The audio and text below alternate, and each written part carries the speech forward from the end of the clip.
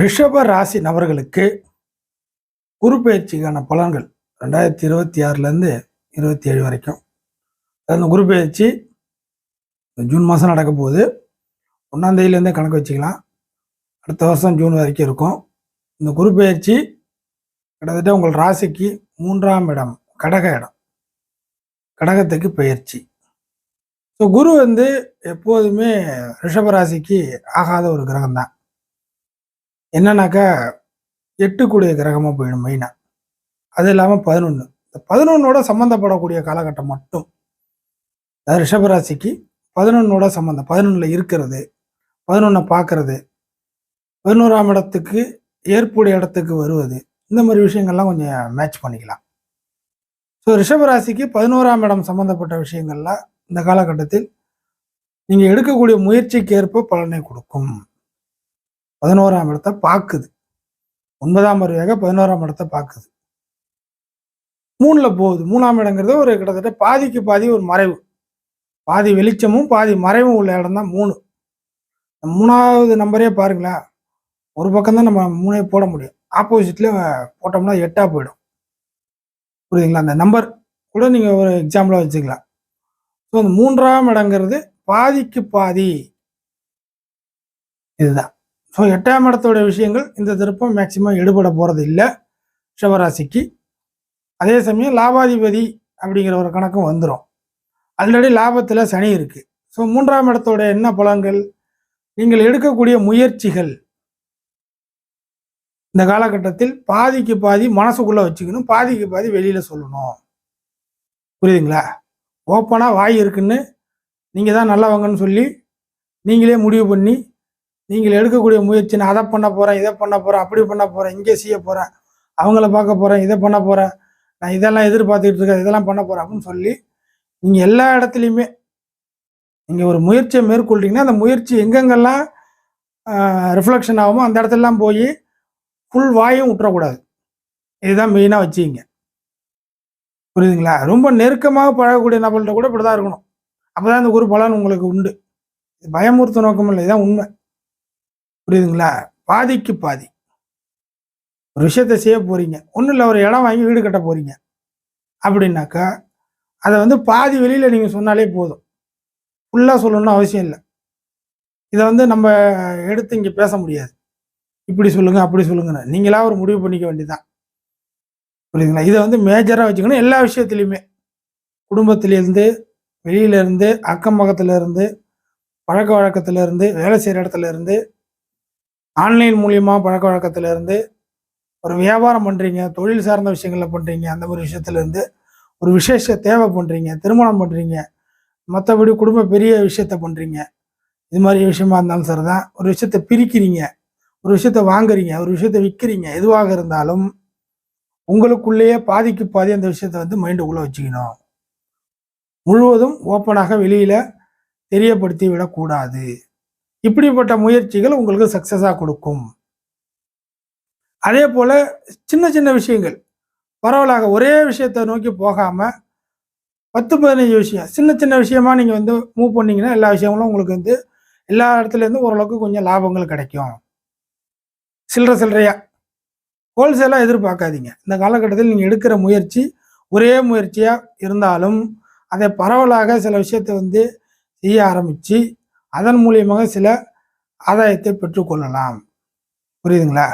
உதாரணத்துக்கு ஒரு வேலை தேடுறீங்க, நீங்கள் நல்லா படிச்சிருக்கீங்க, அந்த படிப்புக்கு ஒரு பெரிய கம்பெனிலேருந்து வேலை கிடைச்சா போதும்னு சொல்லிட்டு அந்த ஒரு கம்பெனிக்கு மட்டும் நீங்கள் போட்டக்கூடாது. எல்லாருக்கும் தெரிஞ்ச விஷயந்தான். அதுக்கு ஈக்குவலாக இருக்கக்கூடிய இல்லை அதுக்கு கம்மியாக இருக்கக்கூடிய கம்பெனியில் கூட ஒரு 10-15 கம்பெனிக்கு நீங்கள் அப்ளை பண்ணுறது தான். புரியுதுங்களா? இந்த மாதிரி விஷயங்கள்லாம் எல்லா விஷயத்தையும் இப்படி தான் வச்சுக்கணும். ஒரு நபரை தேடி போகிறீங்க, ஒரு முயற்சி எடுக்கிறீங்க, ஒரு நபரை பார்க்கணும், ஒரு விஷயத்தை கேட்கணுன்னாக்கா ஒரே ஆள்கிட்ட நம்பி எதையும் செய்யக்கூடாது. இன்னொரு ஒப்பீனியனும் கேட்கணும், இன்னொரு இடத்துலையும் ஒரு பழக்க வழக்க அமைப்புகள் மூலியமாக சில விஷயத்தை சரி செஞ்சுக்கணும். ஸோ ஒற்றை குறிக்கோளாக இருந்தாலும் அதை பரவலாக்கப்பட்ட தன்மையில் நீங்கள் செயல்பட்டீங்கன்னாக்கா அது உங்களுக்கு லாபத்தை கொடுக்கும். ஏன்னா இந்த குரு இப்படி தான் கொடுக்கும். ஒரு வேலை பார்க்குறீங்கன்னாக்கா ஒரே வேலையாக கொடுக்காது, 10 வேலையும் சேர்த்து தான் கொடுக்கும் இந்த குரு. அதுக்கு தான் உங்களை முன்னாடியே சொல்லி தயார்படுத்துகிறேன். அஸ்ட்ராலஜி ரீதியாக 10 வேலையும் கொடுத்து அதில் ஒவ்வொரு வேலையத்தையும் கொஞ்சம் கொஞ்சம் பண்ணு, இந்த மாதத்தில் இதில் கொஞ்சம் பண்ணு, அடுத்த மாதத்துல இந்த பேலன்ஸ் பார்க்கலாம் அப்படின்னு சொல்கிற மாதிரி. மேக்ஸிமம் இந்த காலகட்டத்தில் எல்லாமே இன்ஸ்டால்மெண்ட்டில் போகும். புரியுதுங்களா? எல்லாமே ஒரே இதில் ஒரே ஸ்ட்ரோக்கில் முடியாது, எல்லாமே இன்ஸ்டால்மெண்ட்டில் போகும். ஸோ அந்த மாதிரி விஷயம் தான் போகும். 10 வேலையை பார்க்குற மாதிரி இருக்கும். ஒவ்வொரு வேலையும் ஒரே நேரத்தில் முடியாது. இதில் கொஞ்சம் அதில் கொஞ்சம் அதில் கொஞ்சம் இப்படி தான் முடிச்சு மீதி எல்லாம் பெண்டிங்கில் இருக்கும். அது அடுத்த மாதம் பார்க்குற மாதிரி இருக்கும். அப்போ கொஞ்சம் பார்த்து அதுக்கு அடுத்த மாதம் இன்னும் கொஞ்சம் பார்த்து இப்படியே தான் ஒரு விஷயமா போகும். நிறைய பேர் இந்த ரிஷபராசி நபர்லாம் ஐடி கம்பெனியில் இருப்பீங்க, அவங்களாம் இந்த விஷயங்கள் நிறைய ஒத்து வரும். புதிதாக வேலை தேடக்கூடிய நபர்கள், 8ஆம் இடத்த விஷயங்கள் 3ஆம் இடத்துல வருது. புதிதாக வேலை தேடக்கூடிய நபர்களுக்கு நல்ல உயர்வான இடத்துலேருந்து நல்ல சம்பளத்தோடு நல்ல வேலை வாய்ப்புகள் கிடைக்கும். வேலையை மாறுறவங்களுக்கு நல்ல பலன்கள் நிறையவே உண்டு. ஸோ 3ஆம் இடம் எடுக்கக்கூடிய முயற்சிகள், குறிப்பாக 6ஆம் பாவத்துக்கு எதிராக எடுக்கக்கூடிய எல்லா விஷயங்களும் உங்களுக்கு சக்ஸஸ் தரும். ஸோ 6க்கு 11 6க்கு 6 11 வந்துடும். அந்த கணக்கில் பார்க்கும் பொழுது கிட்டத்தட்ட லாப விஷயங்கள், 6ஆம் இடம் கடன் சார்ந்த விஷயங்கள், மிக முக்கியமாக ரிஷபராசி நம்மளுக்கு கடன் சார்ந்த விஷயங்களில் மேக்சிமம் எல்லாருக்கும் ஓரளவுக்கு கொஞ்சம் கொஞ்சமாக கொடுத்து அந்த கணிசமாக நிறைய டார்ச்சர் இருக்குது அப்படிங்கிறவங்களுக்கு கணிசமாக கொடுத்து கொஞ்சம் கொஞ்சமாக இந்த காலகட்டத்தில் கடன் விஷயத்துலேருந்து வெளில தப்பிச்சிருவீங்க, ஜம்ப் பண்ணிடுவீங்க அப்படிங்கிற அமைப்பு எடுத்துக்கலாம். அடுத்த வேலை விஷயத்தில் நம்ம நிறையா பேசிட்டோம். அடுத்தாக வம்பு வழக்கு பிரச்சனை ஒன்று இருக்குது. இதை என்ன பண்ணுறதுன்னு தெரியல, நடுவில் மாட்டிட்டு முழிக்கிறேன். வம்பு வழக்கு பிரச்சனைகளில் நடுவில் மாட்டிட்டு முழிக்கிறேன், இதுக்கு ஏதாச்சும் விடிவு காலம் உண்டா அப்படிங்கிறவங்களுக்கு நிச்சயமாக உங்களுக்கு மேலே இந்த வம்பு வழக்கு பிரச்சனை ரீதியாக ஒரு சக்தி உள்ள வலிமை உள்ள நபர் இந்த காலகட்டத்தில் அறிமுகமாவார். அந்த அறிமுகமாகக்கூடிய நபர்களை வைத்து அந்த வம்பு வழக்கு பிரச்சனைலேருந்து நீங்கள் வெளில வர்றதுக்கான வாய்ப்புகள் இருக்குது. இந்த வம்பு வழக்கு பிரச்சனை நிறைய விஷயத்த பேசலாம். குறிப்பாக கணவன் மனைவி குடும்ப தகராறு, இந்த மாதிரியான டைவர்ஸ் பிரச்சனை, வாழ்க்கை துணை சரியில்லாமல் போகிற பிரச்சனை, 2ஆம் திருமண பிரச்சனை, சம்பள வேலையில் பாலிடிக்ஸ் பிரச்சனை, இடம் சம்மந்தப்பட்ட விஷயத்தில் வாய்க்கா வரப்பு தகராறு, அந்த பாதை போகிறது. மிக முக்கியமாக ரிஷபராசி நபர்களுக்கு இந்த காலகட்டத்தில் பாதை பிரச்சனை, வழி பிரச்சனை ஏதாச்சும் இருந்துச்சுன்னா சரியாகிறது வாய்ப்புகள் இருக்குது. ஸோ இது சம்மந்தப்பட்ட எல்லா விஷயங்களும் நீங்கள் எடுக்கக்கூடிய முயற்சிக்கு ஏற்ப நடக்கும். ஸோ அந்த முயற்சி தான் ஏற்கனவே சொன்னோம், பாதிக்கு போய் தான் நீங்கள் ஒரு விஷயத்தை வெளில சொன்னீங்கன்னா கரெக்டாக இருக்கும், முழுமையாக சொன்னீங்கன்னாக்கா அடிபட்டு போவீர்கள் அப்படிங்கிறது. ஸோ இது மாதிரி எடுக்கக்கூடிய முயற்சிகள் ஒட்டுமொத்தமாக புதிதாக ஏதாச்சும் ஆரம்பிக்கிறதுக்கு ஏதாச்சும் ஸ்டெப் எடுக்கலாமா? ஏன்னா லாபத்தில் சனி இருக்குது, அதே போல் குரு 3ல் வருது. புதிதாக ஏதாச்சும் நமக்கு வேண்டப்பட்ட விஷயத்தில் ஏதாவது ஆரம்பிக்க ஏதாவது சௌரியமாக இருக்குமா? நல்ல காலகட்டம், நல்ல முயற்சி தான், தப்பு கிடையாது. ஜாதகத்தில் ஒருத்தர் இருப்பான், அந்த முயற்சிகள் பெரிய அளவுக்கு கை கொடுக்குமான்னு பார்த்துக்கிட்டிங்கன்னா அது கரெக்டாக போய் நிற்கும். அதுக்கான காலகட்டம் தான் இது. ஸோ 3ல் வரக்கூடிய குரு ரிஷபராசி நம்மளுக்கு கெடுக்காது, மாறாக எதிர்பாராத சில நல்ல விஷயங்கள் செய்து தரும். இந்த இடத்துல இருந்து ரிஷபராசிக்கு 7ஆம் பாவகத்தை 5ஆம் பார்வையாக பார்க்கும். குரு பார்வை 7ஆம் இடத்துக்கு வருது.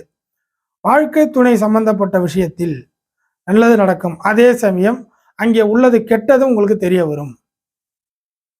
புரியுதுங்களா? வாழ்க்கை துணை விஷயத்தில், லைஃப் பார்ட்னர் விஷயத்தில் உள்ள கெடுதல், லைஃப் பார்ட்னருடைய நெகட்டிவ், லைஃப் பார்ட்னருடைய கஷ்டம், லைஃப் பார்ட்னருடைய ஏமாற்று விஷயங்கள், லைஃப் பார்ட்னருடைய மைனஸ், ஒட்டுமொத்தமாக லைஃப் பார்ட்னருடைய மைனஸ் உங்களுக்கு இந்த காலகட்டத்தில் தெரிய வரும். அங்கேருந்து அதாவது 3ல் இருந்து கிட்டத்தட்ட 9ஆம் இடத்தை பார்க்கும் நேர் பார்வையாக, பாக்கியஸ்தானம். 9ஆம் இடம் சனியின் வீடு. இந்த இடத்த பார்க்கக்கூடிய குருவால் 9ஆம் இடம் சம்பந்தப்பட்ட விஷயங்கள் உங்களுக்கு கண்டிப்பாக கிடைக்கும் என்று நம்பலாம். தந்தை மூலியமாக அனுகூலம், தந்தை வழி, தந்தை மூலியமாக, தந்தை வழியாக, தந்தையால், தந்தைக்கு உண்டான இப்படிங்கிற ஏதோ ஒரு விதத்தின் மூலியமாக அதன் பொருளோ பணமோ இல்லை அவர்களுடைய ஒத்துழைப்போ ஏதோ ஒரு விஷயத்தில் உங்களுக்கு நல்ல பலனாக மாறுறதுக்கு வாய்ப்புகள் இருக்குது. பலருக்கும் இந்த ஆன்மீகம் சம்பந்தப்பட்ட விஷயத்தில் பாசிட்டிவ் நடக்க இந்த காலகட்டம் ஏற்புடையதாக இருக்கும். குரு ஆன்மீக கிரகம், 9ஆம் இடங்கிறது ஆன்மீக சம்பந்தப்பட்ட இடமும் கூட. இந்த ஆன்மீக கிரகம் ஆன்மீக இடத்தையே பார்க்கறதுனால கிட்டத்தட்ட ரிஷபராசி நம்மளுக்கு ஆன்மீகம் சம்பந்தப்பட்ட நம்பிக்கை உள்ள ரிஷபராசி நம்மளுக்கு இந்த காலகட்டத்தில் அதன் மூலியமாக உங்களுக்கு நடத்தி காட்டுவது என்னமோ கிரகங்கள் தான். ஆனால் பலருக்கு என்ன கிரகம் எதை செய்யுதுன்னு தெரியாது. அப்போ ஆன்மீகத்தில் ஒரு நம்பிக்கை வச்சுருப்பீங்க, அந்த நம்பிக்கை இப்போதைக்கு நடக்கிற மாதிரி இருக்கும். புரியுதுங்களா? பலருக்கு இந்த குழந்தை சம்மந்தப்பட்ட விஷயங்கள், குழந்தை பாக்கிய அமைப்புகள், இந்த பெண்கள் சம்மந்தப்பட்ட விஷயத்தில் எடுத்துக்கலாம், இது மாதிரி விஷயங்கள்லாம் எடுத்துக்கலாம். ஸோ இதெல்லாம் பாசிட்டிவாக மாறதுக்கு வாய்ப்புகள் இருக்குது. 11ஆம் இடத்தை பார்க்கும். தூர இடத்தை சார்ந்து எதை செய்தாலும் இந்த காலகட்டத்தில் சக்ஸஸ். ஜாதகத்தில் இடம் இருக்குது, தூர இடத்தை சார்ந்து கடல் சார்ந்து நீர் அமைப்புகளை தாண்டி போய் பிழைக்கிறது, நீர் அமைப்புகளை தாண்டி போய் ஒரு விஷயத்தை கற்றுக்கொள்வது, படிப்பை மேற்கொள்வது, படிப்புக்கு ஏற்ற சம்பளத்துக்கு வேலை வெளியில் மாறுவது, இது சம்மந்தப்பட்ட எல்லா விஷயங்களுமே. ஸோ தூர இடத்தை சார்ந்து எடுக்கக்கூடிய அத்தனை முயற்சிகளும் இந்த காலகட்டத்தில் பலிக்கிறதுக்கு ரிஷபராசிக்கு குரு பயிற்சி பலனை தரும். ஸோ இந்த குருவால் ரிஷபராசி நபர்களுக்கு இந்த காலகட்டத்தில் உயர்வுகள் உண்டு, கண்டிப்பாக தாழ்வுகள் இல்லை. அதே சமயம் நீங்கள் எடுக்கக்கூடிய முயற்சிகள், ஸ்டெப்பு, உதவிகள், உங்களுக்கு கிடைக்கக்கூடிய உதவிகள் எல்லாமே கிட்டத்தட்ட பாதிக்கு பாதி அப்படிங்கிறத வச்சுக்கிங்க. அதே சமயம் ஒரே மாதிரியான விஷயங்கள் கிடைக்காது, 4-5 விஷயங்கள் தான் ஒரே நேரத்தில் கிடைக்கும். ஸோ நீங்கள் எல்லாத்துலேயுமே எப்படி, அதாவது பார்த்தீங்கன்னாக்கா 10 விரல் இருக்குது நம்மக்கிட்ட, 10 விரலையும் யூஸ் பண்ணுற மாதிரியான ஒரு அமைப்பு இந்த காலகட்டத்தில் ஏற்படும். அப்படி தான் சுச்சுவேஷன் இருக்கும். இது எல்லா விஷயத்துலையும் பொறுத்திங்க, கரெக்டாக இருக்கும்.